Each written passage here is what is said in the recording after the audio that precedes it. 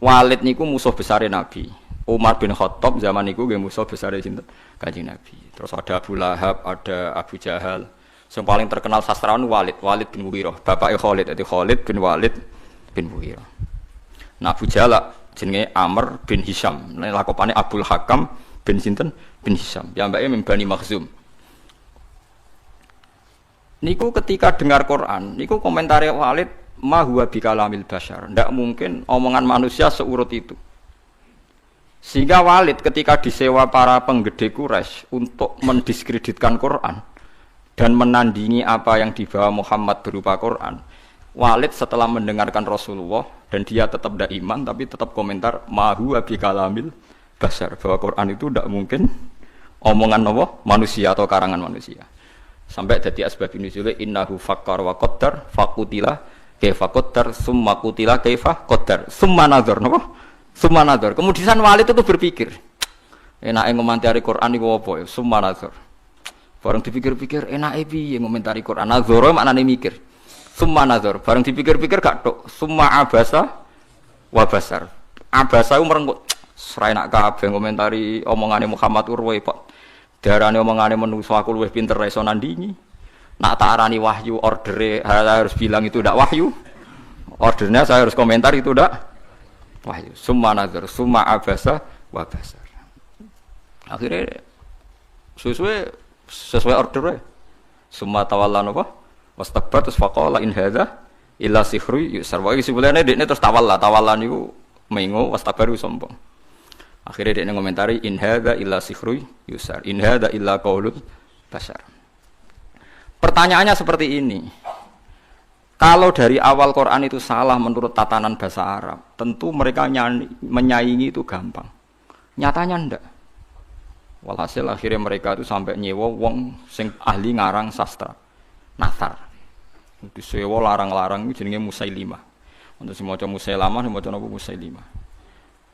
Bareng disewa kan nandingi beberapa ayat niku mau iso sajae bener tapi tanpa kualitas makna. Sajae bener tapi tanpa kualitas napa makna. Nek tengene Quran kan wadzariyati dzarwa fal hamilati wiqra fal jariyati isra fal muqassimati amra misalnya kan urut itu.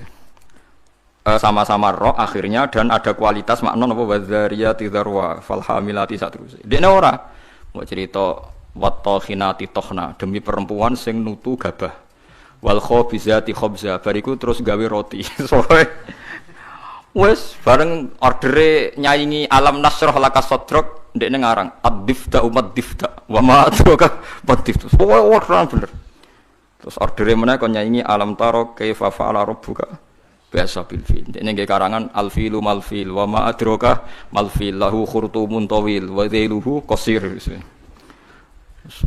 Dadi kowe roh penggane wong wedok iku tukang nutu gandum. Bariku terus gawe napa roti. Wis. Kowe roh kodhok iku apa? Mergo pokoke butuhe iku akhire iku ad-difta utawa matifta. Mergo nyanyi alam nasroh laka sadra. Suwe-suwe wali itu muni ngene Abu Jahal barang. Kowe iku luwih stres timbang Muhammad. Muhammad stres iku Qur'ane iku isih apik ana maknane iku ora ana maknane. Mulane mangkel Musailimah iku mangkel ambek Abu Jahal mergo diorder tenan-tenan jebule dibalekno. Perkarane dianggap luwih gak napa gak mutu.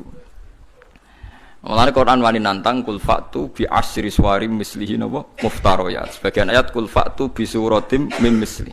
Nak sak surat ra iso ya 10 wae bi asyri suwarim mislihi muftaroyatin. Nak dhewean ra iso ora apa-apa, wa manis tatatum min dunillah. Nak ra iso dhewean ya ngajak boleh. Mane kiai ku kudu kuat kan. Kiai ape disantet kok wedi. Adate nabi ku wani nantang. Mane wong kiai kok disantet wedi ya urung pati napa? Kiai. Pemene cek ndonga wedi nu ora pati kiai. Wis biasa mawon nek disantet nak mandi ya mandi, nak ora ya wis anggap ae nak mandi bebasna kok utang nak bar. Oh repot. Kalau riyen anyaran kiai sering dilengno kiai Gus biasane kiai pertama dijajal Gus disantet. Lah terus piye? Kedah maca ngeten-ngeten, moh sini-sini wong. Ben ana bedane aku gawa Quran mbek ora dadi aku ora tau ndonga tolak napa santet. Padha-padha pengiran mata ini aduk dukun santet lha apa mateni aku. Nah, sehingga kata Imam Tobari, ada beberapa riwayat dari Ibnu Abbas. Kira-kira begini, misalnya tosin atau hamim atau apa saja. Kira-kira begini kalau dalam dialek. Bahwa Quran ini terdiri dari bahasa Arab. Misalnya abatasa atau ABCD. Jadi kalau kita mau memberi penjelasan sama masyarakat atau sama murid, biasanya kan cerita, kalian harus menguasai huruf-huruf ini. Misalnya ABC. ABC itu kata-kata yang mewakili semua jumlah huruf A, B, C, D, E, dan sebagainya. Begitu juga kalau kita bilang mau ngajari anak-anak huruf hijaiyah, kita akan bilang, kamu sebelum bisa baca Quran harus menguasai abatasa. Misalnya kalau dalam orang Quran, kamu sebelum menguasai tajwid jazariyah atau tajwid apa-apa, kamu harus menguasai babi bubab, apa? Babi bubab, baban, terus kok yang ngomong-ngomong itu. Ya kira-kira seperti itu gambarannya itu. Jadi satu sandi, satu dua huruf disebut untuk mewakili sekian majmuk, sekian sekumpulan huruf. Paham sih kalau maksudnya? Jadi seperti itu. Tidak mungkin terus sama sekali bebas makna. Tapi tidak ada makna murad. Artinya tidak ada makna murad terus tosin itu tok itu piye, sin piye terus dadi dukun haikal ditulis. Lah iku dukun Kang ampun ngoten niku pun. Paham sih kalau maksudnya? Artinya secara lughat itu iso dinalar. Kalau kita mau belajar huruf hijaiyah, kita akan bilang belajar abatasa saja. Kalau belajar tajwid, misalnya kamu harus belajar babi, bubab, tati, tutat, dan sebagainya. Kira-kira seperti itu. Karena Allah Ta'ala itu mengkritik orang kafir karena tidak mau angen-angen maknani Quran. Lagi sing tamparan bagi kita. Lah kalau sampean tanya apa orang kafir bisa paham Quran, Gus? Sangat bisa. Kita punya cerita banyak orang kafir yang masuk Islam karena dibacakan Quran. Sing masyhur itu Umar, sinten? Umar itu ketemu ning dalan mau membunuh Nabi Muhammad. Ketemu kancane dinyek lha apa mateni Muhammad. Dulurem dhewe saiki katut Muhammad. Diparani. Adike kandung diparani. Diparani pas sampai Khobab bin Arad beberapa sahabat maca Quran, Toha ma anzalna alaikal Qur'ana ditasbih. Kon baleni Mbak Umar, coba itu diulang. Bareng diulang Umar sadar, ma huwa bi kalamil basari ini pasti ndak kalamil basari ini ndak iman deh, karena faham ma anzalna, padahal dia masih apa? Masih kafir. Lah sing lucu Walid itu gento Kang bapak Khalid. Makanya Khalid dadi panglima perang lah ya rontok. Wong anake sinten? Walid. Khalid bin Walid bin Mughirah. Niku nakalipol. Nakalipol niku Quran niku ngendikan Dzarni wa man khalaqtu wahida wa ja'altu lahu malam mamduda wa banina syuda. Mboten niku lho. Sing ayat setunggal. Wala tuti kullahallafim mahin hamazim masya'im binamim mannail lil khairi mu'tadin asim utullim ba'da dzalika zanim. Iku wonten songo mboten. Pokoke jare tafsir-tafsir songo tapi urung tak hitung. Songo nek mboten songo pitu saja. Wala tuti kullahallafim mahin hamazim masya'im binamim mannail lil khairi mu'tadin asim utullim ba'da dzalika zanim. Angkana dzal. Pokoke songo nggih. Muhammad kowe aja anut wong sing tukang sumpah. Halaf iku tukang sumpah. Kullah halafin mahinin sing orang itu hina. Kullah halafin mahin hamazim masya. Hamaz itu tukang melecehkan orang lain. Masya'in yang sering berjalan dengan membawa adu-adu. Wae tukang fitnah. Masya'im binami. Manna'il lil khairi, tukang menghalang-halangi kebaikan. Mu'tadin terus meliwati batas. Athimin banyak. Anjen Quran hebat tenan. Wong nyifati wong ora usah awaluha wa akhiru. Nah cara fikih ngarang kitab kan al awal asani asalis arabi atau awaluha asaniha. Kalau Quran turut wala tuti kullahallafim mahin hammazim masya'im binamim manna'il lil khairi mu'tadin asim utullim ba'da dzalika zanim. Lah pas zanim tersinggung Walid. Miso-miso dene. Puarani mboke diparani, mbok iku ibu. Bu, Muhammad tuh nyifati aku songo iku bener kabeh. Aku ya paham, pancen aku wong kurang ajar. Aku iku tukang sumpah, tukang kurang ajar, tukang adu-adu. Bener kabeh. Kecuali sitok. Yaiku Muhammad nyifati aku iku zanim, tukang ngaku-ngaku nasab.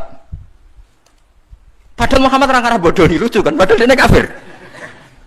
Jadi kafir tapi belajar tafsir detail. Kowe ora iso lho belajar. Kowe ora iso. Ayo sapa sing hafal ayat iku terus belajar sak tafsire. Zaman niku ora ono Jalalain, Kang. Ora ono Jimbrak, ora ono. Zaman niku dene paham. Zanim maknane ngaku-ngaku. Zanim daiin lin nasab. Dekne ku nasabe akon-akon. Padahal Mughirah iku min Bani Makhzum, suku Quraisy terhormat. Saya ini turunan suku Quraisy terhormat, Bu. Kok darane mau ngaku-ngaku tok? Angger jenengan ra ngandani kula tak pateni, ibuke diancam. Mboke lu tak pateni.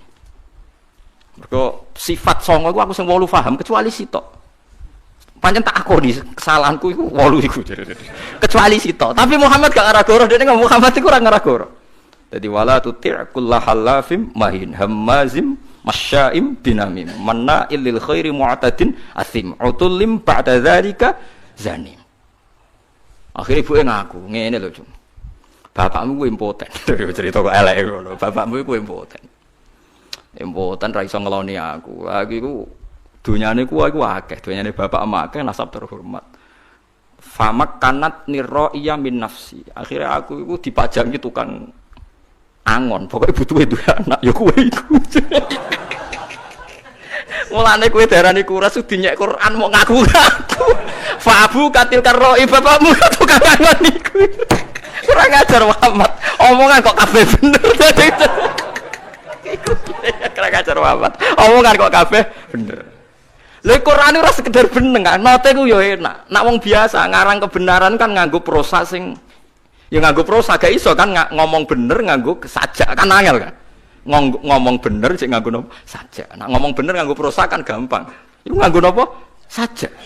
Misalnya ngomong bener kan Walid itu pendusta, Walid itu ngene kan gampang. Iku ndak ngomongnya ngendikane Quran tem ngangge saja. Wala tuti' kullahallafim mahin hamazim masya'im binamim manna'il lil khairi mu'tadin asim utullim ba'da dzalika zanim. Cek nganggo mem kabeh akhire mem kabeh. Nangis Walid. Waduh, jebule aku ratu suku Quraisy.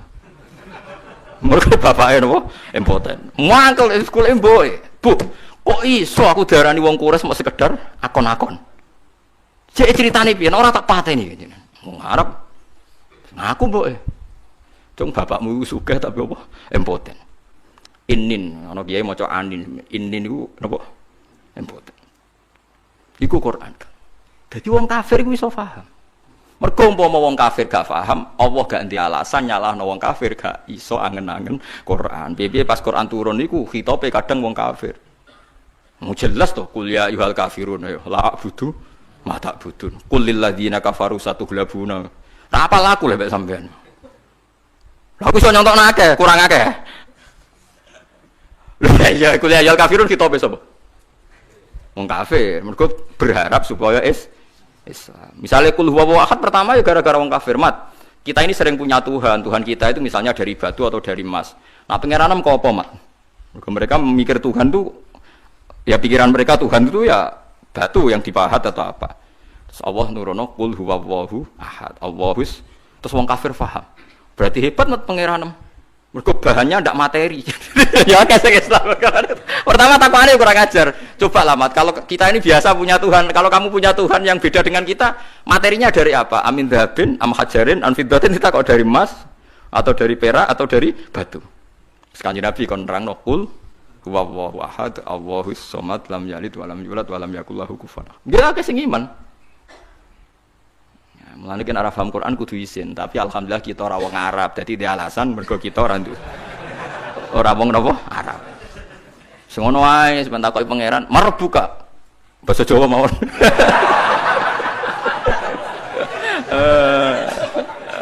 Takoki, "Wa nabi kamu bahasa Jawa mawon."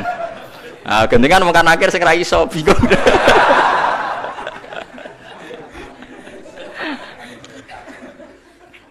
Akhirnya takut pangeran Gusti wari basa Jawa. Anake wari tenan, yo latihan mbek wong iku. Mungkar nakir malaikat Kang, ngadepi mungkar nakir gampang, penting sampean mukmin ikhlas wedi sampean tutup wedi. Kemudian sampean hafal Quran tambah wedi. Mungkar nakir disentang nggih wedi.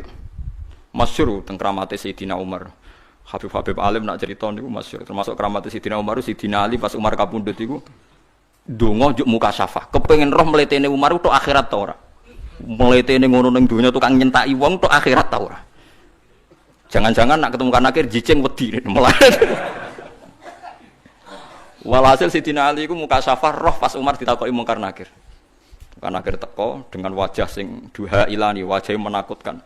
Digambarkan matane iku koyok kendil sing terbakar merah. Tekotek disewentak ambek Umar. Kamu tahu menghadapi siapa? Saya ini temannya kekasihnya Allah. Maksudnya aku ini temannya Muhammad kekasih. Ki sing sopan mbek aku. Mirip Munkar Nakir. Disentak teko pertama disentak. Malah dari Sidina Ali nyentak kok nganti tok akhirat. Dene Munkar Nakir disentak sampai mbek sinten? Umar. Matur pangeran, Gusti niku kok nyentak kula padahal kula sesuai prosedur. Sebab pangeran didhawuhi mulane wong ndek kira-kira, mosok ngadepi kancane kekasihku mbok padakno mbek wong liya. Ah macak sing apik, macak. Akhirnya takoke ngapunten. Wah, karena akhirnya mending ngapunten. Seramutu ternyata. Wah, repot. Ya karena malaikat itu ya hambane pangeran. Dan saya pernah ngaji di sini cerita dan ini ada sanadnya. Tenggene tafsir Ibnu Katsir itu masyhur itu barokah surat Tabarok. Kalau yang tadi cerita dari nopo riwayat kabiron an kabirin. Kalau ini tertulis di tafsir Jalalain yang cerita yang akan saya ceritakan. Di wonten tiyang lu apal surat Tabarok, apal lanya, nganti mati gak lali. Eling-eling. Dadi kena apal Tabarok aja nganti pas sampai mati lali. Orang ini banyak dosanya. Misalkan kalau nggak percaya lihat di tafsir Ibnu Katsir di bab surat Tabarok. Itu muamin fadhili surat Tabarok kan sumiyat hadis surah al-waqiyah al-munjiyah. Al-waqiyah al-munjiyah, munjiyah yang memberi keselamatan. Al-waqiyah bisa menjaga dari siksa napa kubur. Munkar Nakir teko wong iku ape digebuki. Karena dia nakal, bulet. Walhasil terus surat Tabarok itu menjelma jadi apa ndak tahu, pokoknya Munkar Nakir dimaki-maki. Munkar Nakir, kamu tahu saya siapa? Ya tahu, kamu itu anti kalamuwah, kamu itu kalamuwah. Pokoknya di situ semua mukhatabnya yang perempuan karena dari kata surat. Sehingga anti kalamuwah, kamu itu kalamuwah. Kalau kamu menyiksa dia, berarti nyiksa saya. Saya ini ada di dalamnya karena dia hafal Tabarok. Tapi Munkar Nakir, masalahnya dekne nakal aku kudu jotosi dekne. Ya tapi masalah aku ning jero nek jotosi kena aku, berarti kira sopan mbek kalamuwah. Bantah-bantahan. Dari Munkar Nakir, ya wala uhibbu isaataki. Aku yo ora seneng eleki kowe kalamu aku yo ora wani. Ya ora wani ora siksa. Wah, bingung Munkar Nakir piye iki. Mbok bulete kudu disiksa tapi dekne hafal Tabarok. Iku Tabarok tok lho, Kang. Wes. Wah, sing hafal 114 surat ya. Quran pinten iki, Pak? 114 ya. Wes 114 sing lebokno kulhum awidatan macam-macam. Hafal surat Sitok Baqarah nu marem Kang, 2 juz setengah. Sitok dari kulhu akeh tunggale. Akhire yo wis ngene wae. Matur pangeran, piye-piye aku nyeksa wong iku ya perintahe pangeran. Aku rawani kuwe sebagai kalamu wah ya aturane pangeran. Wis saiki aku ora di keputusan. Mungkin Nakir sing mletene kono iku iso ditalokno. Wis saiki matur pangeran. Matur pangeran karena sudah di depan Tuhan, mungkin Nakir rawani ngomong. Guayane ngono ora wani ngomong. Jare duwe godo wong dituthuk remuk sak walang-walang. Saya itu tidak pernah bayangkan Munkar Nakir yang seperti itu. Sampeyan kadung bayangno ngono insyaallah ngalami seperti itu. Kula mboten nate ngalamno bayangno Munkar Nakir seperti itu enggak. Mboten nate. Kula bayangno teko disambut secara baik-baik. Aku nak lagi kiai nek cerita Munkar Nakir, godo wong dituthuk sak walang-walang. Saya cok rangkil mboten kula mboten nate bayangno. Ngenyak wong mboten kula bayangno. Nek sampeyan bayangno ngoten nggih monggo nek akan kejadiannya seperti itu. Akhirnya matur pangeran, Gusti can iki ora sopan ya. Makhluk jenengan setunggal iki ora sopan. Mong kula karuan kalam muka ape ditutuki. Iya Munkar Nakir kowe wani mbek kalam. Muti angin akal Gusti. Ya tapi masalahnya gawa kalam iku, wong iku gawa Quranku. Bos pokoke bantah-bantahan terus Allah menangno surat Tabarok. Isfa'illah, yo kowe nyafaati wong iku. Munkar Nakir mire ora usah ora ngurusi wong iki urusanku. Disafaati. Mulane terus tren wong do ngapal surat napa Tabarok. Tapi nak wong lelape disiksa iku ape mati lali. Mulane ngapalo pas sampai mati wae. Tapi niku nyata. Mulane masyhur wonten riwayat napa jenenge la subhanallah la taghurrannakum hadhil maskhif al muallaqah fa inna Allaha ta'ala la yu'adzibu qalban wa al-Qur'ana. Sebagian riwayat fa inna Allaha la yu'adzibu qalban fihi wi'a'un lil Qur'an. Kowe kok aja geman hanya terlena karena Quran itu sudah dimushafkan, kemudian Anda tidak menghafalkan Quran. Kamu harus hafal Quran sampai ada di hati Anda, karena Allah tidak akan menyiksa hati yang di dalamnya ada Al-Quran. Ya logikane gampang, Kang. Mungkar nakir kok nyiksa wong hafal Quran si apal lho syaratnya ora pas semaan ning donya tok. Nganti mati ku apal. Kan gak sopan mosok ana kalamu wah disiksa. Nanti kayak bayangno semaan sok ben ngarepe pangeran, Kang. Cuma mending ngarepe wong sekali-kali bayangno tetep apal nganti sowan pangeran. Ya minimal kalau ijazah, minimal kita tahu khatam Quran fi sholat. Kalau menate, mungkin sampean durung nate. Mboten semaan, Kang, ya ora usah makmum. Saya itu pernah ngatam Quran fi sholat itu 2,5 bulan. Satu hari kira-kira itu 2,5 lembar. Kalau saya lupa tak ulang lagi. Gak paham maknanya ya tak ulang lagi. Kalau sampean kan tidak ada urusan dengan makna, malah penak, malah cepat, malah aman, malah lancar. Giyebut saya okay. Kalau mulai kalau mboten lepat itu sekitar awal Jumadil awal akhir Rejab ruwah poso. Pokoke kula khatam niku poso akhir. Ngiling-ngilingan Gusti niki kula setor Quran mbek jenengan, mbek guru nate, mbek bapak nate niki kula setor mbek jenengan. Ngersalah ki kula baleni, sak rakaat iki kula baleni. Nggih kula jagani wae tak nggo nantang mungkar nakir wae maksudnya wae kira perkara nak sowan mungkar nakir. Nggih kula pun siap-siap mboten bayangno sing nggawa godho niku lho. Kula dadi pun niku mboten kula bayangno. Saya yakin dia akan baik-baik saja maksudnya. Nah, ini gaya tak omongi, saya tidak pernah bayangkan Anda seperti itu. Berlakulah seperti itu sama orang-orang yang membayangkan Anda seperti itu. Saya enggak. Mesti ini balik malih. Jadi kalau sampean memahami Quran, itu bisa. Buktinya tiang kafir yang berdua itu sering Islam mergo ngrungokno wacanan Quran, termasuk Sayyidina Umar bin Khattab. Masyhur Kang tenggene Mekah tuh, ketika Nabi baca Quran di depan umum, itu orang kafir pun mau iman. Masyhur itu ketika Nabi duka itu karena mau sholat dihalang-halangi teng Ka'bah. Nggih, terus Nabi maca Hamim tanzilum minar rahmanir rahim kitabun fussilat ayatu Qur'anan Arabiyyal liqaumi ya'lamun basyira wa nadhiru. Itu Abu Jahal, Walid, Utbah bin Saibah, Rabi'ah semuanya mendengarkan. Wah, Muhammad itu hebat. Itu tertegun semua mendengarkan Quran ya. Bareng mulai ayat ini mereka kaget. Fa'in a'radu fakul angzartukum sa'iqatam mithla sa'iqati adiw wasamud. Fa'in a'radu, kalau mereka menolak Quran, fakul angzartukum, maka peringatkan Muhammad kepada mereka. Angzartukum sa'iqatam mithla sa'iqati adiw wasamud. Mereka akan mengalami halilintar yang menyiksa mereka sebagaimana siksaan pada kaum Ad dan Samud. Niku Walid bin Mughirah, orang-orang Bani Quraisy. Langsung mulutnya Nabi lu ditutup ambek lesan, ditutup sebagai bentuk hormat. Unas itu kayak Muhammad bin Rahim. Kufa anna ya Muhammad. Mat aku elek-elek ngene jek dulurem padha-padha wong Quraisy. Macam Quran aja mbok terusno. Mergo ngerti bacaan Muhammad ini akan direaksi oleh langit dan akan menjadi sa'iqatam misla sa'iqati adiw wasam. Mereka paham kalau ini enggak main-main. Jadi kan nunjukno nak Quran itu bisa difahami. Karena enggak mungkin Allah ngendikan ning gone wong Mekah kemudian dengan semua lafaz yang tidak bisa difahami.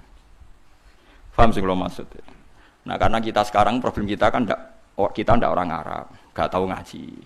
Orang ngaji ya mau ngaji thariqah, ngaji wiridan. Kan ya ora detail alim. Sing alim kadang ora ahli Quran, mau ahli fikih kan ruwet. Kita ini ngalami sekian problem. Bariku terus diutang di masalah macam-macam terus. Was tambah bulat meneh kan, terus tambah bulat terus. Bariku proposal gak cair, bingung meneh macam-macam lho. Ndek jago bupati kalah, macam-macam wis rembulet. Nah, kula alhamdulillah ada ngalami itu semua, dadi rapati bulat kula. Jadi cara kula niki mun tengah-tengah. Kita ya yakin nak awal surat itu enggak bisa dimaknai. Tapi ada kemungkinan makna kira-kira kata Ibnu Abbas seperti itu. Kayak orang mengajari huruf hijaiyah terus bilang ini huruf kamu harus menguasai A sampai Z. Misalnya kalau Indonesia bilang kan kamu kalau ingin tahu bisa baca koran atau buku harus menguasai huruf A sampai Z. Lah kira-kira orang Arab ya bilang kamu harus menguasai alif sampai ba, alif sampai mim. Karena alif, lam, mim, nun, wawu, lam, mim itu khasnya wong Arab. Lam, mim kan sudah huruf akhir. Napa lam, mim, nun, wawu, hamzah ya. Nah, makanya kata-kata tafsir Tobari beberapa lafaz yang disebut nak ke awal akhir. Misalnya Yasin pakai huruf akhir ya. Terus alif huruf napa? Awal. Terus misalnya ain punya kelebihan huruf halak itu ada beberapa khas-khas yang bisa diduga kira-kira seperti itu. Ya kira-kira seperti itu. Meskipun tidak ada al-ma'nal murad, makna yang dikehendaki. Yang dikehendaki ya majmu'nya tadi. Kalau kamu ingin baca Quran atau baca buku, maka kamu harus menguasai A sampai Z.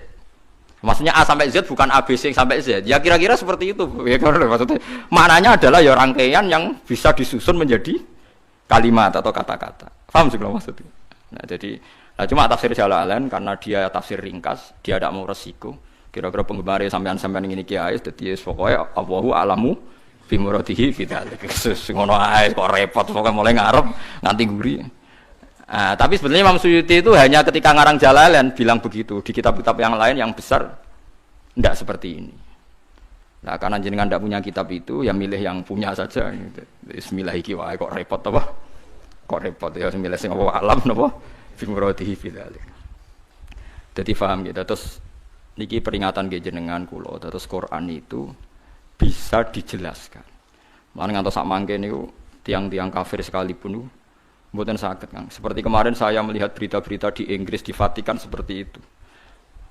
Barokah Quran bahasa Arab niku sudah luar biasa. Makanya kata pakar-pakar dunia sekarang kan banyak pakar-pakar yang pinter bahasa Inggris yang ngajar S3 di Belanda, di McGill, di Kanada. Itu sekarang tuh paling bangga, Kang. Quran ijek bahasa Arab paling bangga. Karena misalnya nyari manuskrip atau yang asli dari teks Injil yang bahasa Ibrani sudah kesulitan. Injil tertua ditemukan itu 400 tahun Masehi. Padahal Yesus itu 2000 tahun yang lalu. Sementara Quran sekarang sudah 1437, masih bahasa Arab.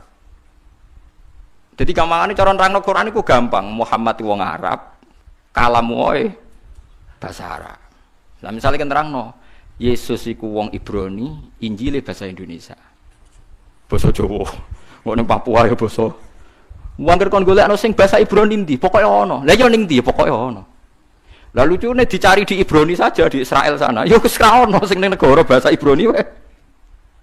Lah ya barokah je asli wae, sekedar asli bahasa Arab wae wis ketok asline gitu. Paham sih maksud? Paham ya? Apalagi sejarah dokumentasi itu mulai turun sampai sekarang dimusafkan sehingga ada bukti otentik napa di musafkan. Mun kula saiki tak nerangno wa yuqimuna salat. Salat ya sama. Salat itu apa? Ya salat itu ya baca Fatihah bahasa Arab Kang Joko koyo wingi sing wong iki Malang tadi sing basa Jawa. Malang apa Jombang? Malang. Kula paling tak kenang salat bahasa Arab niku tak eling niku seorang wartawan. Wartawan ngliput kerusuhan Gaza. Gaza Palestina nih. Dia itu bisanya bahasa Inggris, tidak bahasa Arab ora iso. Sing ngomong mbek wong Arab jurnalis Arab. Kalau dia ngomong minta Inggris karena dia tidak bisa bahasa Arab. Walhasil ya sudah seperti itu. Suatu saat salat maghrib, si wartawan tadi ngimami maghrib. Ngimami fasih deh. Bismillahirrahmanirrahim, ada sal dene tradisi ini NU maca kabiron rodok banter. Kabira walhamdulillahi katsira wa subhanallahi bukratan wasila. Terkipe bener. Makmume langsung kaget. Wong iki jare muni ra iso bahasa Arab kok terkipe bener. Terkipe gramatikal Arabe kok bener. Misale mubtada ya rafa, engko nak hal ya nasab. Wis pokoke bener kabeh. Misale at-tahiyatu kan rafa mergo mubtada, al-mubarakatu rafa mergo sifat, at-thayyibatu ya rafa mergo. Pokoke bener kabeh. Bariku diambung, kowe cek sopane ngaku ra iso bahasa Arab padahal kowe salat nganggo bahasa Arab kabeh. Terkipe ora ono sing salah kan. Umpamane caci cilik anane apalan. Lah iya barokah salat iku bahasa Arab. Wong sak donya iku kembar salate, Kang. Ora kok wong Jawa. Artine lha iya umpama salat iku gak kembar repot, Kang. Sampai anak salat ning Palestina atau ning Arab jaga wong umek-umek numpak mantra, Kang. Oh iya disterilno mbek wong Wahabi cara salat basa Jawa. Salat kok maca mantra. Tapi barokah salat ku bahasa Arab, wong Jawa sing ra paham lah ya muni alhamdulillahirabbil alamin arrahmanir. Meskipun kadang salah tempat nangise, gak masalah, Kang. Lah kan ra roh artine, pas fabasyirhu bimaghfirati wa ajrin karim nangis padha. Wong Arabe bingung fabasyirhu kok nangis. Padahal maknane fabasyirhu berilah berita gembira. Wis gak masalah, salah nangis juga masalah. Sing penting kan tetep napa? Bahasa Arab. Ya paling problemnya kan salah nangis wae misalnya gak pas nang posisi nangis iku ora pas. Mulane rasa nangis Kang, maca Quran ning Arab ngrungokno makmum rasa nangis. Kadang imame maca ayat tentang berita gembira, mulane tenang guys. Tiwang nangis keliru, guyu keliru wis menang guys. Saya sukut salam supaya menang iku selamat. Ora usah ngambil apa sikap. Apa guyu nang ayat susah, apa susah nang ayat bunga wis meneng ae wis. Jadi cara kula ijtihad ana Quran kemungkinan napa mau salat kemungkinan basa Jawa bahasa Indonesia itu ngeri sekali. Bagaimanapun kita dengan firqah apapun itu enggak beda dalam hal masalah napa salat. Salat itu sama semua. Sak dunya sami. Paling kadang-kadang wong NU nyoal sudes ra maca bismillah seperti itu. Paling kan debatnya kan debat-debat kecil perkara napa? Perkara napa? Bismillah, kok paling ketua KPI bilang, "Ya maca tapi ra banter." Wis mbok pilih oleh jawab terserah. Tapi kalau nanti tenggurine pas iku ya ora krungu padahal nganggo mic. Mulane tapi sudah nanti diundang teng Surabaya maca bismillah. Ya sudah sing terkenal teng Masjid Akbar Surabaya maca bismillah. Ternyata dia aja takut juga ditanya, "Lima ada taqra bismillahirrahmanirrahim." Jadi, "Khaufan minal fitnah." Jadi, aku wedi fitnah. Wedi juga dene ambek wong Surabaya. Sudah sesuk maca apa? Kamu wis kaget, siap-siap tanpa bismillah. Jebule maca apa? Bismillah.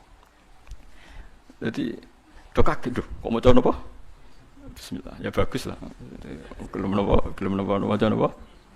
Kalau kita sebagai orang alim yang baca kitab banyak, memang seperti itu. Semua riwayat tuh ada yang baca bismillah, ada yang enggak. Jadi kita itu sebetulnya tidak pernah mengatakan tuh madzhab Wahabi yang baca bismillah, madzhab NU itu enggak. Kita sebagai orang alim itu di atas periode itu, kita tahu riwayatnya itu. Misalnya kita sebagai orang alim ya tahu kalau kunut itu madzhabnya Imam Syafi'i, tidak kunut itu madzhabnya Abu Hanifah. Tapi kita sekarang tuh susah. Kunut NU ora kunut Muhammadiyah. Yo repot kita sebagai wong alim ora roh kang ngono iku. Berarti Abu Hanifah Muhammadiyah. Imam Syafi'i NU. Yo ora ono kang ngono iki ora ono. Kok acuh sakniki wacuh. Kula niku mboten nate roh ngoten mboten nate. Niki NU mboten roh. Kula kan ya wong alim kan belajar kitab-kitab riyen. Misalnya ada tabi'in, anaknya baca bismillah terus dimarahi sama bapaknya. Jong shallaitu khalfa Abi Bakrin wa shallaitu khalfa Umar. Falam asma ahadam minhum yajharuna bi bismillahirrahmanirrahim. Saya ini pernah sholat makmum sama Abu Bakar, Umar, Utsman, Ali. Dan saya tidak pernah mendengar, memang di riwayatnya itu falam asma, saya tidak pernah mendengar satu dari mereka sing yajharuna bi bismillahirrahmanirrahim. Tapi dalilnya Imam Syafi'i tidak seperti itu. Ketika Nabi cerita, saya ini diajari Jibril surat Fatah. Faqara'a bismillahirrahmanirrahim inna fatahna laka fatham mubina. Soal riwayat yang tadi falam asma itu dugaannya Imam Syafi'i, saya tidak mendengar. Tidak mendengar itu kan tidak ada jaminan imam tidak baca. Mungkin dia di belakang atau pendengarannya kurang baik. Kan tidak jelas, bahasanya falam asma, saya tidak mendengar. Sehingga biar tidak resiko, kata Imam Syafi'i, ya baca saja bismillah. Orang modal wae, orang bayarnya kok gegere ra karuan dari Imam Syafi'i, ya sudah. Baca bismillahirrahmanirrahim. Tapi Arab Saudi yo napi Kang. Saya pernah diskusi sama ulama-ulama Arab Saudi. Khusus Fatihah. Kalau sama nggak percaya nanti setelah ngaji saya lihat. Quran terbitan Arab Saudi mushaf ya. Mushaf terbitan Arab Saudi. Khusus Fatihah itu bismillah itu ditulis ayat 1. Alhamdulillah ayat 2. Artinya kalau bismillah ditulis ayat 1, alhamdulillah ayat 2, berarti bismillah itu bagian yang enggak terpisahkan dari Fatihah. Khusus Fatihah loh Kang. Kalau selain Fatihah enggak bismillah itu enggak dikasih apa? Nomor. Kalau khusus Fatihah itu bismillah dikasih 1, alhamdulillah 2. Lha iku hebate pemerintahan Arab Saudi. Masya ngono lah dekne tunduk mek riwayat. Piye-piye bismillah iku istilah pangeran iku walaqad atainaka sab'am minal masani. Bismillah ning gone Fatihah iku kudu 7. Nah, 7 gelem ra gelem kan bismillahirrahmanirrahim 1. Alhamdulillahirabbil alamin arrahmanirrahim maliki yaumiddin iyyaka na'budu wa iyyaka nasta'in ihdinas siratal mustaqim siratal ladzina an'amta 'alaihim ghairil maghdubi 'alaihim waladdallin. Mergo nek ini ngurangi bismillah bingung golek nanti sing 7 iki. Makanya saya berharap yang ngaji saya di sini biasa mawon menyangkut bismillah. Lah anak surem macane Quran sing murotal teng sidi-sidi lucu. Dadi ra gelem maca bismillah tapi kok angger beda surat ana sing maca napa? Bismillah. Lah suarane tapi beda. Sudah sing ngoten dadi ana sing urun napa? Bismillah. Dadi dekne dhewe mau maca tapi wong liya kok maca. Maksudnya piye ora roh. Tapi ya itu tadi baiknya ijma seperti itu. Quran Arab Saudi sekalipun itu setiap awal surat ya diterterakan apa? Bismillah. Meskipun gaya mereka kalau baca tidak dibaca, tapi di mushafnya tetap ditulis Bismillah. Itu pentingnya wong alim kan. Jadi sampean tahu sebetulnya enggak se ekstrim itu yang dibayangkan orang-orang.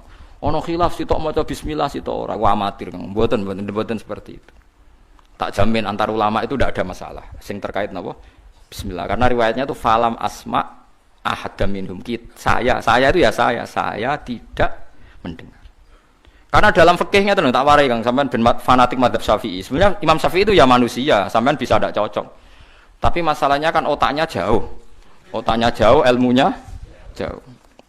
Sekarang saya tanya, khutbah itu syarat sahnya Jumatan orang berapa dalam mazhab Syafi'i? 40. Syaratnya orang 40 itu dengar khutbah atau imam mendengarkan khutbah? Enggak, sampean saya tanya. Imam memperdengarkan khutbah atau orang 40 dengar khutbah?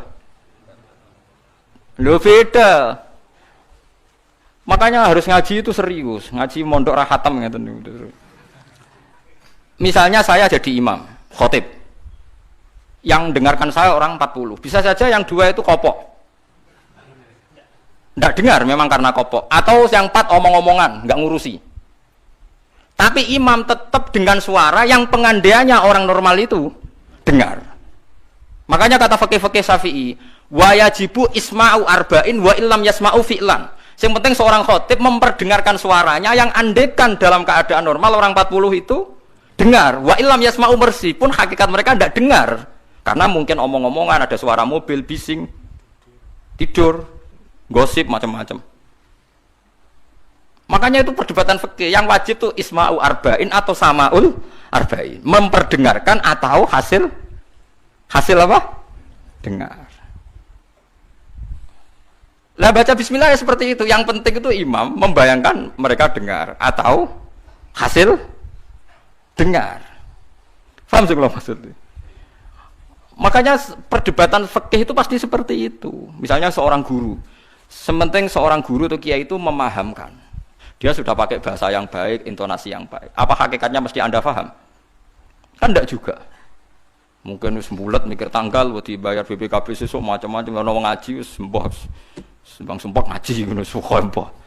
Tapi ketika seorang guru dengan standar yang baik metodologinya disebut mufhim, memberi pemahaman. Meskipun yang mendengar tidak paham.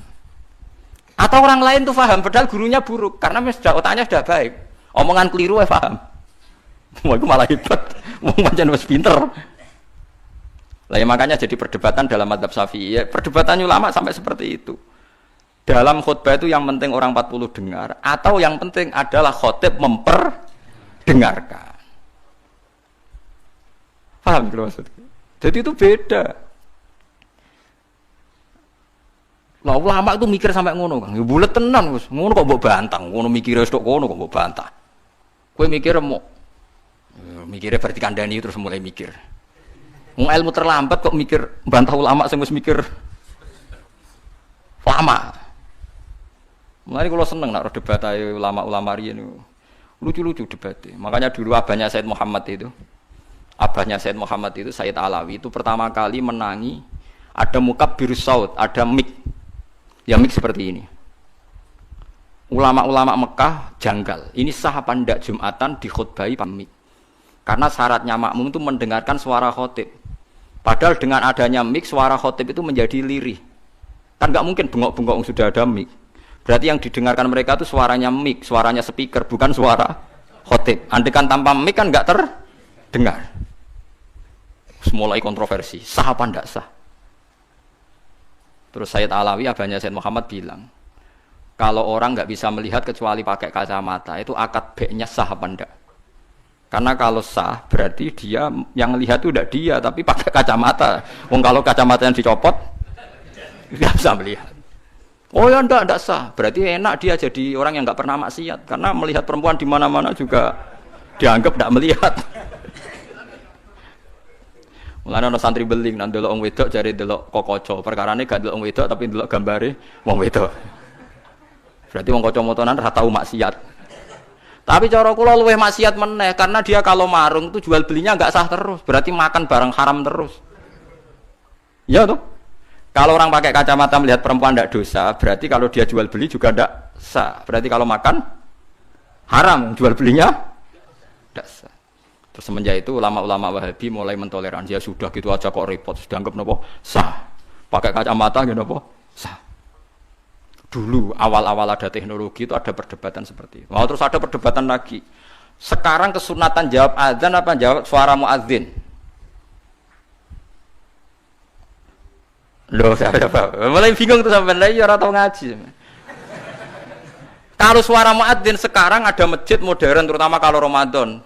Mergo Bilal ya ape mangan disetel wae radio. Kalau muadzine Kang radio disetel adzan niku sunatan jawab to ora? Wong gak ono muadzine. Mau rekaman adzan.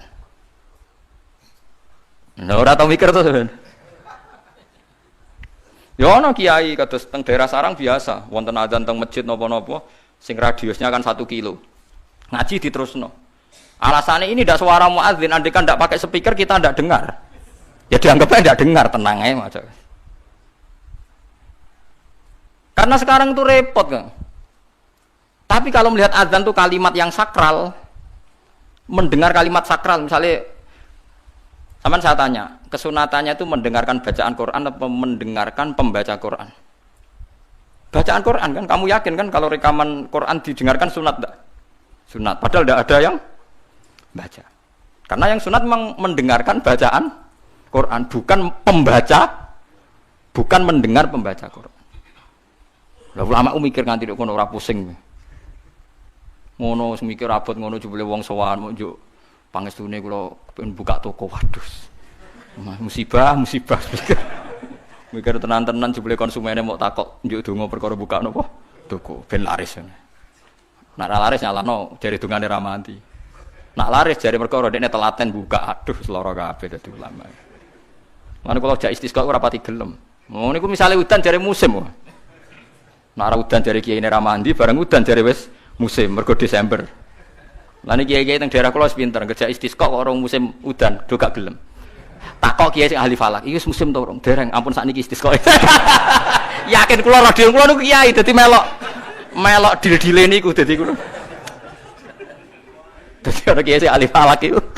Ampun sakniki niki dereng musim. Demen isin maksudnya.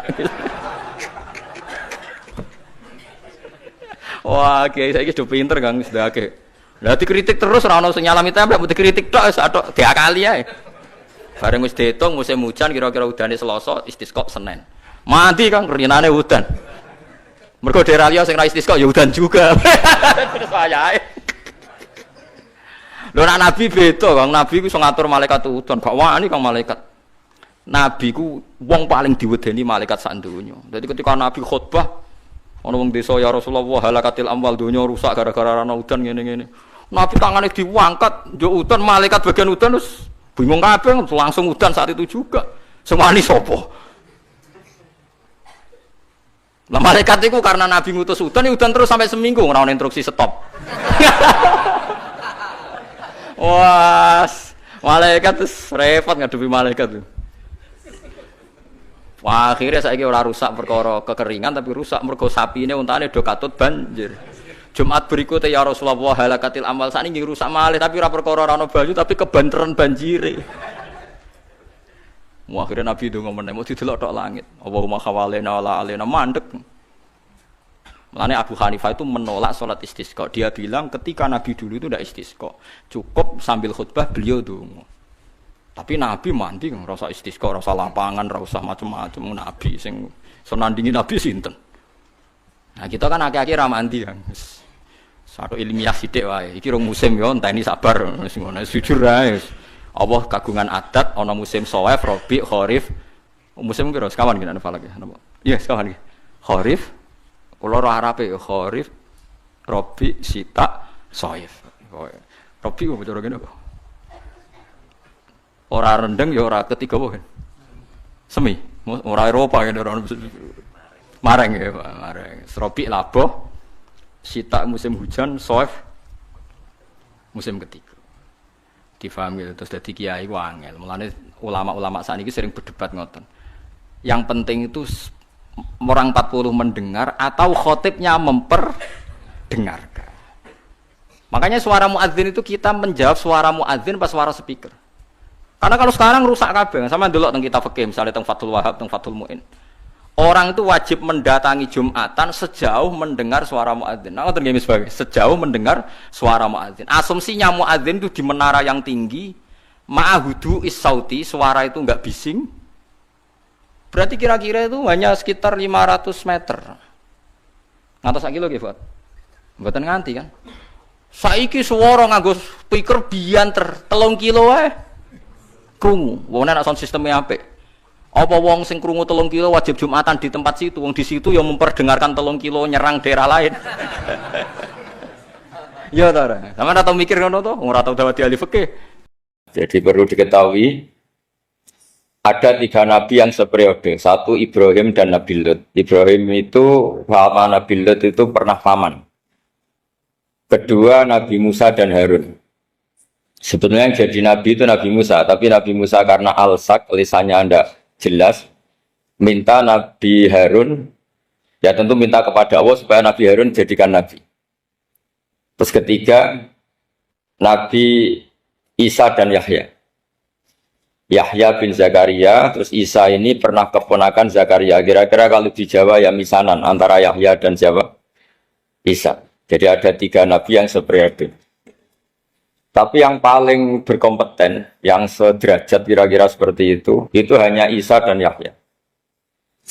Karena Nabi Lut dan Nabi Ibrahim itu beda level. Karena Lut ini pernah keponakan, jadi hubungannya kira-kira yang murid dan guru.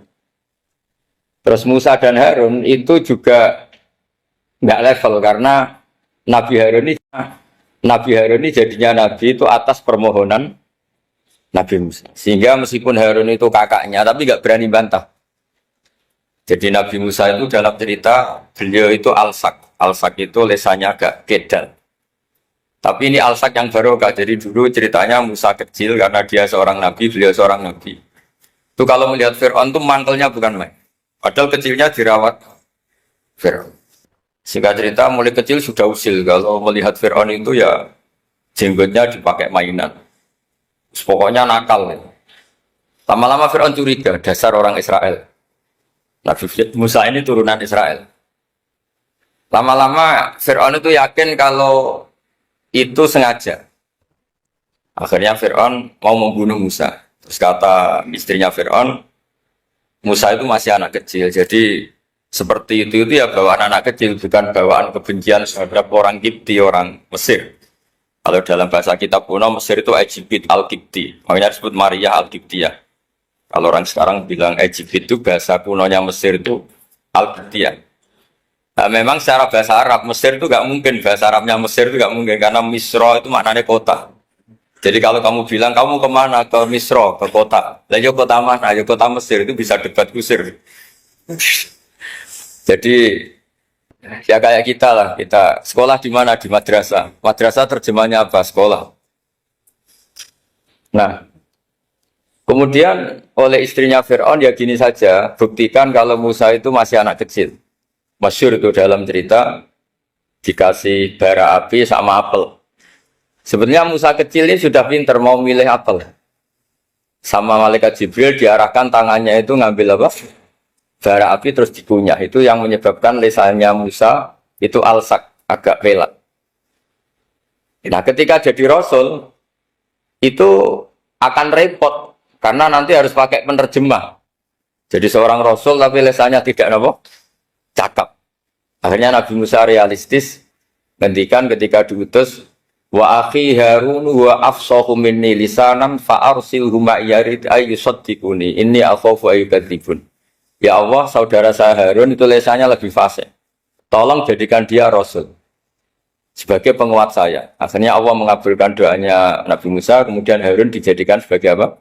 Rasul. Sehingga meskipun satu angkatan, Harun dan Musa ini enggak level. Artinya enggak level itu ya Harun yang takut Musa.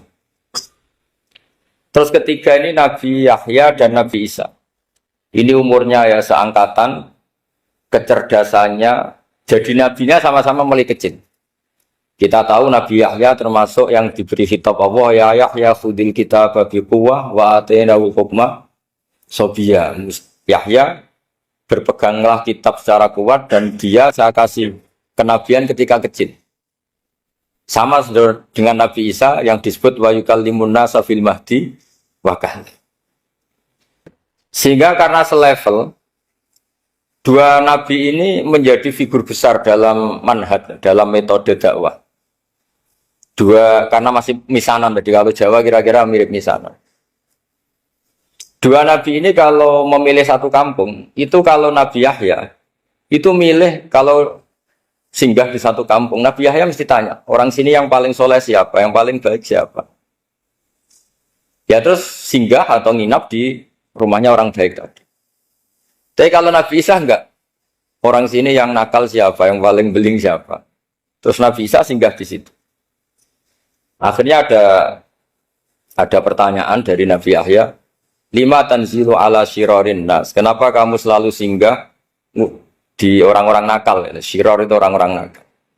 Masyhur itu Nabi Isa menjawab, ana tabibun udawil mardo. Di mana-mana Nabi itu ibarat seorang dokter, kerjaannya tentu menyembuhkan orang-orang yang apa? Sakit. Jadi dua nabi ini sering berdebat, tentu debat yang baik, dan itu menjadi cara Jawa itu punjeri ilmu. Jadi manhaj ilmu besar antara Yahya dan Isa. Begitu juga Nabi Yahya itu kelihatan agak rileks, panik, saking takutnya sama Allah. Kalau Nabi Isa itu rileks, pokoknya kumpul orang-orang nakal itu ya rileks. Akhirnya ada dua pertanyaan sekaligus nanti jadi dua manhaj. Kenapa kamu sering sering kalau bahasa Arab itu abasa ya. Terus yang Nabi Yahya balik bertanya, kenapa kamu sering senyum, sering tertawa? Kenapa memangnya terus? Ka'annaka ta'manu mimakrillah. Kamu sering senyum kayak kami sudah terbebas dari azab Allah, dari ditegur Allah, seakan-akan kamu orang paling benar yang enggak akan salah. Nabi Isa balik tanya, sama kamu sering masam, sering meru, ka'annaka taqnatu min rahmatillah, seakan-akan kamu putus asa dari rahmatnya Allah. Sehingga kemudian itu jadi manhaj besar. Kalau terlalu senyum, ya dianggap orang yang kayak nggak punya perasaan dosa. Gitu. Tapi kalau terlalu masam, terlalu merenggut, seakan-akan rahmat Allah itu terbatas. Sehingga seakan-akan Allah itu rahmatnya nggak cukup lah untuk mengelola manusia ini. Sehingga itu jadi metode besar yang masyhur itu dalam sebuah hadis Nabi ngendikan, ulama ummati ka anbiya ibani Israel. Ulama umatku itu kapasitasnya atau fungsinya atau manfaatnya setingkat nabi-nabi Bani Israel. Karena ketika umat ini enggak ditunggui para nabi setelah Rasulullah SAW, itu yang nunggui hanya ulama. Tapi ulama ini sudah cukup mewakili para nabi Bani Israel. Dan banyak syurrahul hadis, para menyarah hadis mensarahkan Nabi tidak ngendikan ulama ummati kamisli seperti saya, tapi ka'ambiyai Bani Israel, bagaimana nabi-nabi Bani Israel. Nabi Bani Israel itu macam-macam. Termasuk ada yang tidak nikah, yaitu yang bernama Yahya dan Isa. Delala umatnya Nabi itu ada orang alim alamah yang ilmunya melegenda, yaitu namanya Imam Nawawi. Itu tidak nikah. Sampai kabudut. Meskipun dalam ajaran syariatnya Nabi, an-nikah sunnati, tapi selalu ada orang yang ditakdir tidak nikah. Karena masyhur, karena sibuk ngurus ilmu. Bukan karena tidak laku, yang jelas itu bukan karena tidak laku. Imam Nawawi itu ganteng, orangnya ya normal, tapi karena sibuk nulis, beliau sampai kabudut itu tidak nikah. Imam Sibawayh itu suka sekali sama ilmu, menjadi istri utamanya ya ilmu itu. Dia ganteng, Sibawayh itu maknanya itu apel, dia ganteng sekali, sampai banyak cewek yang senang. Akhirnya dia nikah. Saya nggak pernah dikumpulin. Dia belajar terus. Ketika beliau ke pasar, dulu nggak ada supermarket, beli kertas, kitabnya dibakar semua sama istri. Dikira istrinya terus mencintai dia, malah diceraikan. Itu siapa Imam Sibawayh. Terus ada umatnya Nabi yang paling unik di dunia. Mungkin Pak dosen, saya kiai pun nggak bisa nih. Tuh ada orang tuh ganteng sekali, istrinya cantik sekali. Itu tahu-tahu sudah 10 tahun tidak pernah hubungan suami istri. Karena ketika si suami itu tahu istrinya cantik, itu langsung sholat sujud syukur, sholat terus, saking senengnya punya istri cantik. Yang istrinya cantik juga solihah, tahu suaminya ganteng ya terus sholat terus syukur. Itu sampai berhari sampai bertahun-tahun. Terus ketika ketemu cocokan, dek kita sudah nikah berapa? Terus dilihat Hanya sudah 10 tahun, tapi tidak pernah hubungan. Oh itu nggak kebayang itu. Ganteng sama cantik, kalau jelek sama jelek itu mungkin. Yang satu villa naudzubillah, satu itu kan nunggu rafa saja. Ini nggak ganteng sama cantik. Nah kenapa kualitas ulamanya Rasulullah itu bisa seperti Nabi Bani Israel? Karena agama ini, umat ini sudah ada ditunggui para nabi. Jika mau tidak mau kualitas ulama, alhamdulillah barokahnya Nabi itu berkualitas kayak nabinya Bani Israel. Nah ini penting sekali saya utarakan supaya dicek saja. Kalau kita nggak percaya, dicek saja dalam hadis-hadis sahih. Misalnya begini, ketika Nabi memenangkan perang Badar, itu ada Asra Badrin, tawanan-tawanan perang Badar. Nabi suka musyawarah, suka rembukan. Ya Abu Bakrin, menurut kamu tawanan ini diapakan? Kata Abu Bakar, hum asyiratuka. Mereka itu keluarga engkau, orang-orang Quraisy. Ya dibebaskan saja. Pakai tebusan. Nanti uang itu kita kelola supaya jadi penguat Islam. Dan orang-orang ini merasa utang jasa karena harusnya dibunuh, tapi kita bebaskan. Tanya, bagaimana kamu ya Umar menurut kamu? Kata Umar, ini kan orang-orang yang dulu ingin bunuh kamu. Yang ingin menghabisi jenengan, ingin dan sudah ngusir jenengan. Ya setelah ketangkap ya dibunuh, kok repot. Apa kata Rasulullah? Rasulullah spontan ngendikan, innama salah kayak Abu Bakrin kama sali Ibrahim. Kamu ibarat kayak Nabi Ibrahim. Izqala faman tabi'ani fa innahu minni wa man asani fa innakal ghafurur rahim. Jadi Nabi Ibrahim itu unik. Melihat umat itu sesyafakoh itu. Syafakoh itu banget sayangnya. Nabi Ibrahim cara berpikir, faman tabi'ani fa innahu minni, orang yang ikut saya ya Allah pasti golongan saya, tentu layak masuk surga. Waman asoni, orang yang mendurhakai saya, fa innaka ghafurur rahim, engkau Maha Pengampun. Bukan yang mendurhakai langsung masuk neraka, enggak, engkau Maha Pengampun. Wa masaluka ya Umar kama salin Nuh, isqala rabbi la tazar ala ardi minal kafirina dajjara. Umar, kamu mirip Nabi Nuh, inginnya semua orang kafir dihabisin. Ya masyhur kan Nabi Nuh itu nggak ingin ada orang kafir sampai ada banjir tufan. Nah kalau sampean tanya bedanya apa dengan garis keras sekarang? Bedanya ya beda sekali. Kalau Nabi Nuh benci sama orang kafir itu diserahkan yang punya. Sehingga yang punya yaitu Allah yang menghukum dengan banjir bandang. Tapi kalau kita kan kadang kita bertindak sendiri. Jadi potensi disalahkan. Yang jelas dalam hadis-hadis sahih, Nabi Nuh itu tidak bisa mensyafaati karena itu. Ketika diminta ini hadis sahih bukan ada di Bukhari, ada di Muslim. Karena biasanya kalau di kota itu ditanya ini sahih enggak. Untungnya yang tanya kadang enggak paham, ini alhamdulillahnya jadi wah repot. Nabi Nuh itu diantara sebabnya enggak bisa mensyafaati adalah pernah corong Jawa maksudno kaume. Kalau dalam bahasa Arab itu da'a li Zaidin berarti mendoakan positif, kalau da'a la Zaidin mendoakan negatif. Kalau orang Jawa itu ada doa, ada pasot. Nabi Nuh adalah orang yang pernah maksudkan kaumnya. Nah, saya cerita sedikit tentang Nabi Nuh dan Nabi Ibrahim. Nabi Ibrahim dianggap tadi cerminannya Abu Bakar, dianggap niru Ibrahim, cerminannya Umar, dianggap niru Nabi siapa? Nabi Nuh. Lalu kalau sampean tanya, bedanya gimana? Begini logikanya. Andai kan kita mengkaji secara akademik begini. Ada ulama besar, namanya Abdul Hasan Asyadzili, itu masyhur di Indonesia menjadi Thariqah Asyadziliyah. Terus ada seorang muridnya minta gini, ya Abdul Hasan Asyadzili, tolong saya dikasih ijazah supaya saya tidak pernah maksiat di bumi ini. Karena saya takut sama Allah, kalau saya maksiat itu merasa tidak nyaman dengan Allah. Abdul Hasan Asyadzili ini malah marah besar. Atuhibbu alla tadhara maghfiratu. Kalau kamu tidak pernah maksiat, berarti kamu suka maghfirahnya Allah Ta'ala itu tidak kelihatan. Karena tidak ada yang maksiat. Tapi bukan dukung kamu yang tidak ada. Ini cerita ilmiah. Tapi kalau Said Abdul Al-Haddad, itu kebalikannya. Ada orang fasik itu hidup berkeliaran, mengganggu masyarakat, ganggu ketertiban agama. Sabda kiai atau siapa gitu mendoakan supaya tobat atau dikasih panjang umur supaya nanti bisa tobat. Itu beliau, Said Abdul Al-Haddad marah besar. Man da'a li fasikin bil baqa faqad ahabba ayyusawahu fi ardi. Orang yang mendoakan orang fasik hidup berarti dia suka Allah dimaksiati di buminya.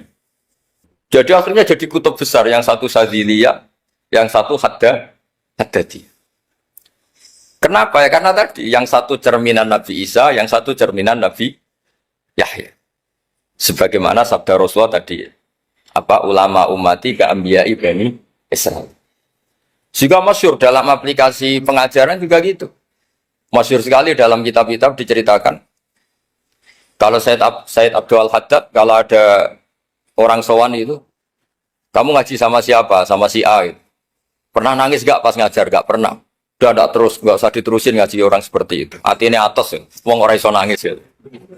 Tapi kalau Abu Hasan Asadili kebalikan, kamu ngaji sama siapa? Sama si A. Pernah tertawa enggak kalau ngaji? Enggak pernah. Udah, enggak usah ngaji sama orang itu. Orang enggak bisa syukur.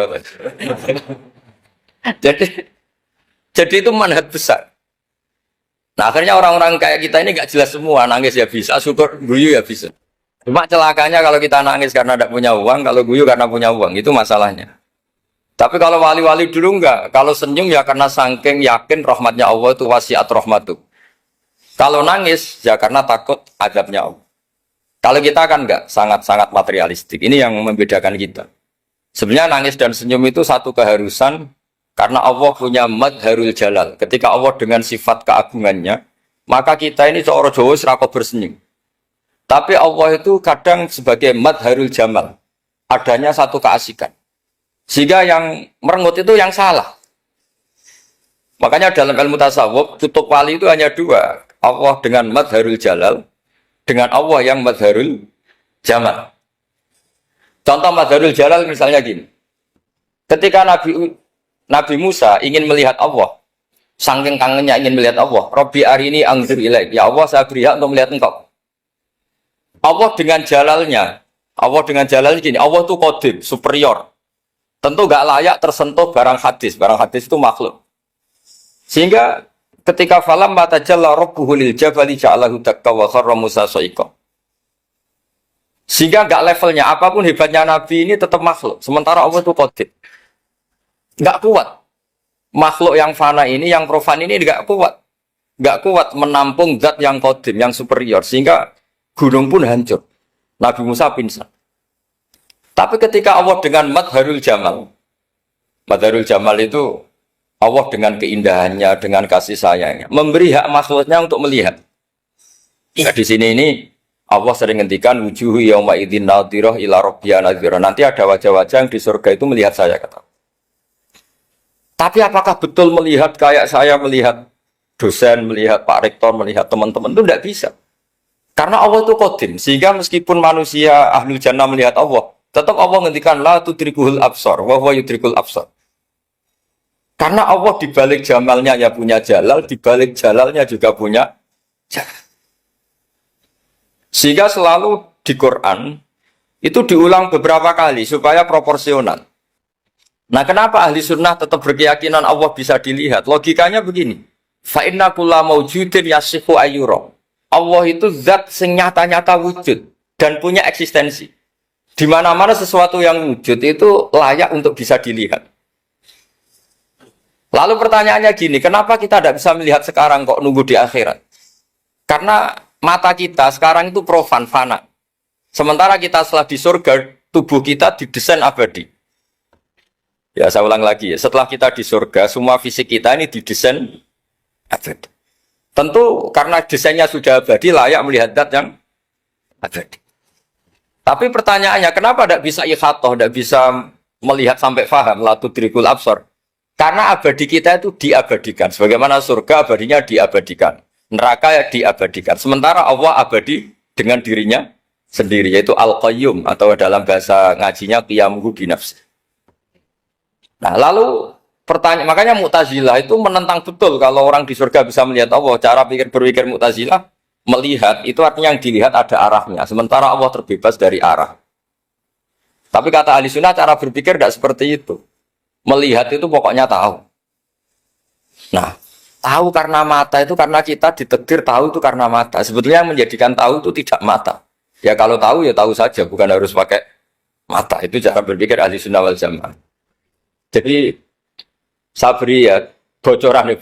Kenapa mazhab ahli sunnah itu yang dipilih oleh banyak mayoritas di dunia, jumhur itu. Ahli sunnah itu dianggap pikirannya lebih orisinal. Misalnya Ahlussunnah kalau ditanya, kenapa kamu melihat? Ya melihat saja. Kenapa kamu mendengar? Ya mendengar saja. Kesannya itu tidak rasional, kayak orang yang nggak pinter itu. Tapi sebetulnya itu yang benar.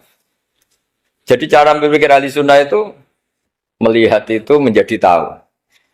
Menjadi tahu itu bisa karena mendengar, bisa karena melihat, bisa karena dikasih tahu, bisa karena bersentuhan. Sebab itu di Quran itu ada ayat ala ya'lamu man khalaqa, bukankah zat yang menciptakan itu menjadi tahu. Sehingga kenapa Allah itu selalu tahu? Karena Allah yang menciptakan. Kalau kamu tahu karena mata, sekali itu jauh, maka kamu tidak melihat. Atau kamu sekarang buta, kamu tidak melihat. Atau tertutupi barang itu, maka kamu tidak melihat.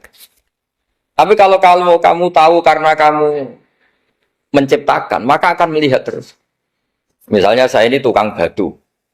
Saya ingat betul ketika saya bangun Monas, itu pulpen saya tak tanam di dalam Monas. Saya ingat betul kalau pulpen saya warnanya putih, tak tanam di Monas 2 meter dari pondasi. Setelah saya pulang ke Jogja ditanya, di dalam Monas ada apa? Ada pulpen.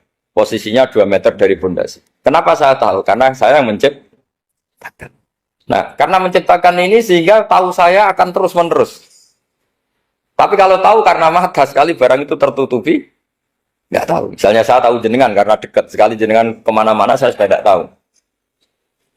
Tapi kalau saya menaruh sesuatu di tubuh Anda, sehingga kamu kemana-mana tetap tahu bahwa barang itu ada di tubuh.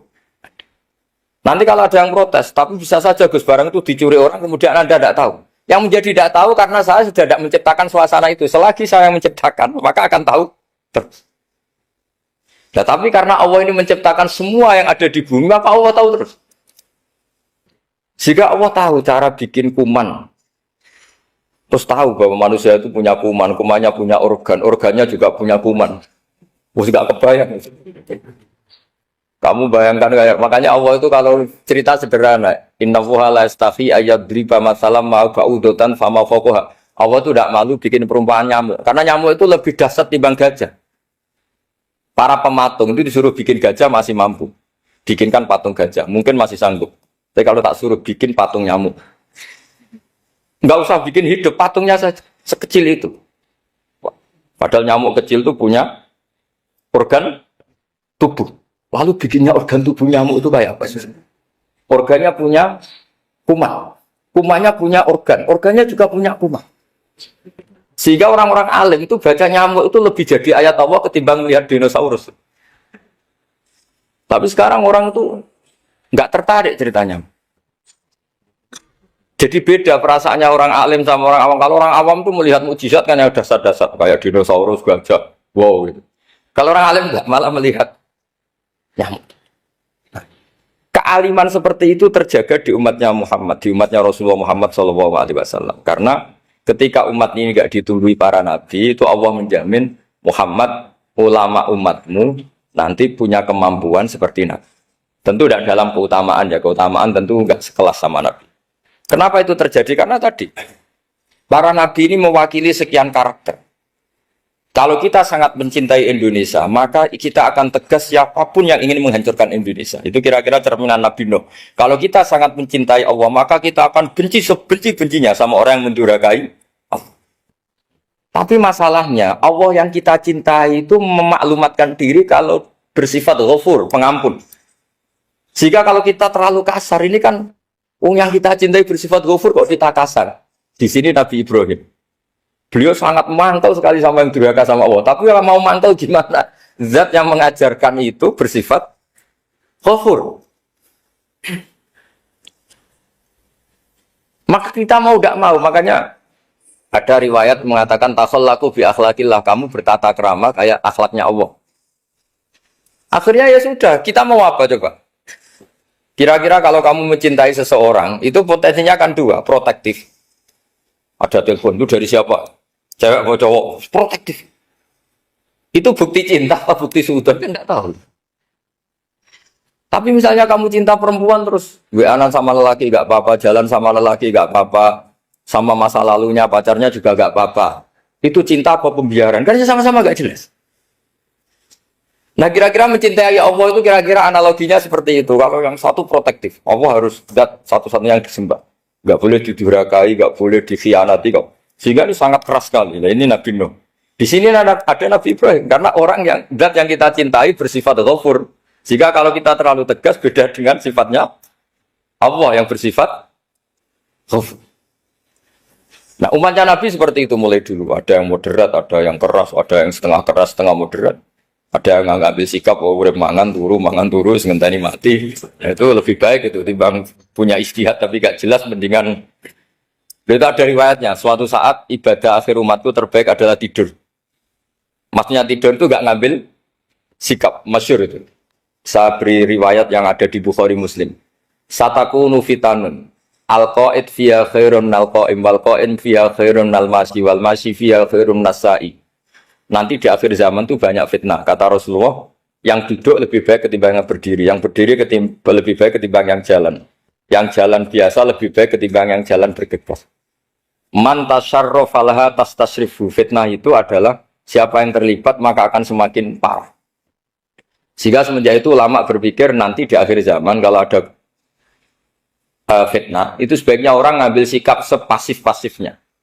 Secuek-cueknya. Jadi semua syurahul hadis sepakat makna hadis ini apa? Orang disuruh sikap secuek-cuek. Misalnya pilihan presiden, contoh kecil pilihan presiden. Mungkin para intelektual nggak merasa, tapi kalau ulama itu cara berpikir beda. Pilihan presiden, kamu fanatik milih A, yang satu fanatik milih B. Ya presiden atau bupati atau gubernur. Terus yang satu bilang gini, wah kalau nggak di presiden A, nggak di bupati A, nggak di gubernur A, negara ini rusak. Mungkin betul dari segi jejak rekamnya A ini bagus. Tapi pertanyaannya secara tauhid, bagaimana Anda menggantungkan kesejahteraan sama makhluk? Kamu nggak pernah terusik begitu kan para intelektual? Itu kan melukai.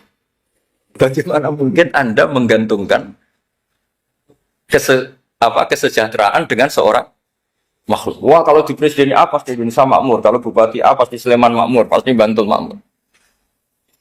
Nah, bagaimana mungkin makhluk yang sedang soleh kamu pastikan selalu soleh? Wong dia makhluk bisa berubah.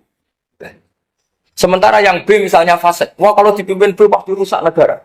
Bagaimana kamu pastikan B yang fasik selalu fasik? Dia aja dia husnul khotimah. Yang fasik pas mimpin jadi soleh, yang soleh pas mimpin jadi fasik. Akhirnya ulama karena tahu sifat manusia itu berubah dan kendali di tangan Allah. Sikapnya nggak jelas. Saya ini termasuk orang yang terkenal nggak jelas.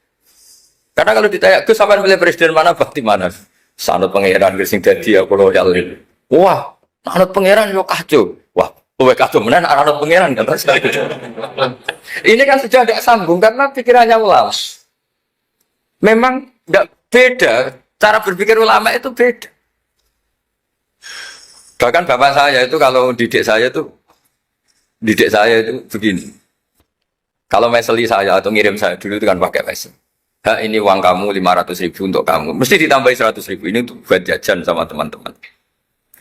Mesti ada uang pokok, ada uang sodako. Dulu saya sering tanya, kenapa bapak sangat menghormati teman-teman saya? Kata bapak, kue mondok, aku rasa nyukupi, sing iso nyukupi ya konco-konco. Ternyata betul, rata-rata anak kuliah atau anak mondok, uang pribadinya kan 8 hari dari dikirim sudah habis. Berarti kan masih 22 hari, kok bisa hidup itu kan barokahnya teman-teman itu. Malah yang agak beling itu 1 hari sudah habis, berarti ada 29 yang bergantung sana-sini. Sehingga Nabi dulu cara ngendikan itu unik. Kata Nabi, da'un nasa yarzuqu wahu ba'duhum ba'duhum. Menusau barnawa, enggak saling memberi rezeki.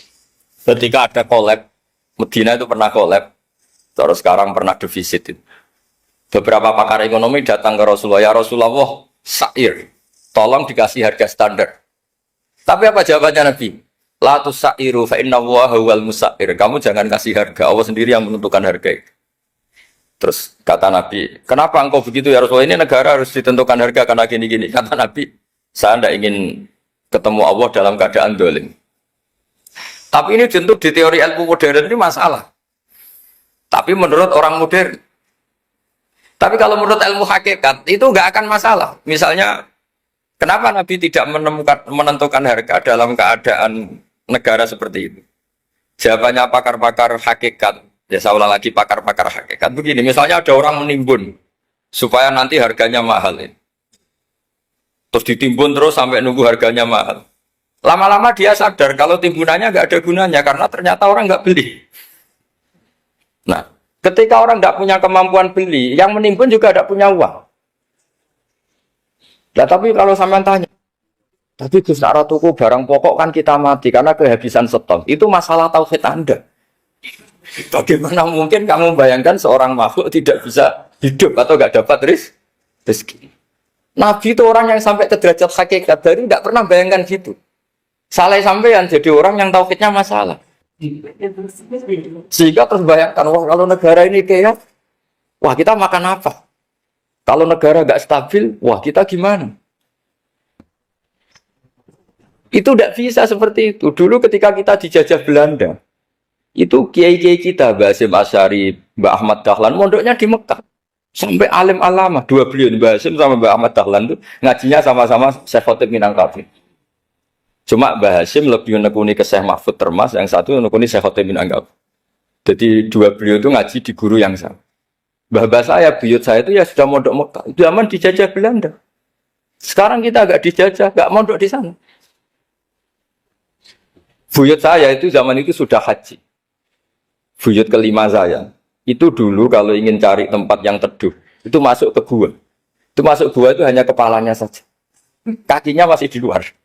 Karena gua di Arab tidak seperti gua di sini. Kalau gua di sini kan orang bisa masuk semua. Kalau gua Arab kan hanya celah-celah batu-batu besar.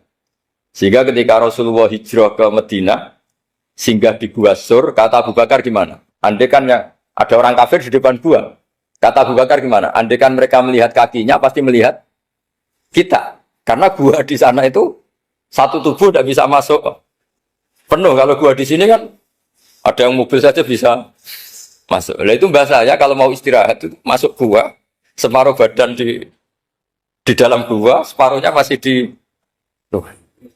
Nah sekarang terus kita bilang, wah kalau kita negara tidak stabil, kita haji kemana dulu zaman dijajah Belanda, kita bisa haji. Soal kebahagiaan. Nenek moyang pulau jenengan tuh anaknya banyak. Dijajah Belanda, jajah Jepang, ya nyatanya anaknya banyak-banyak. Itu kira-kira bahagia apa enggak? Nah, artinya gini, ya tentu kita tidak ingin dijajah itu tentu ya. Tapi kita ini selalu latah. Wah kalau ekonomi jatuh kita makan apa? Kalau kita dijajah kita tidak perlu seperti itu. Rahmatnya Allah Ta'ala itu akan adrokatna. Rahmatnya Allah Ta'ala akan menemukan kita. Apapun kondisi kita, apapun keadaan. Alhamdulillah, demikian tadi pengajian hari ini bersama Gus Ba. Semoga pengajian hari ini menjadikan kita semua berkah. Amin, amin, ya rabbal alamin. Terima kasih. Demikian saudara-saudara. Sampai jumpa kembali di pengajian Gus Ba selanjutnya. Wassalamualaikum warahmatullahi wabarakatuh.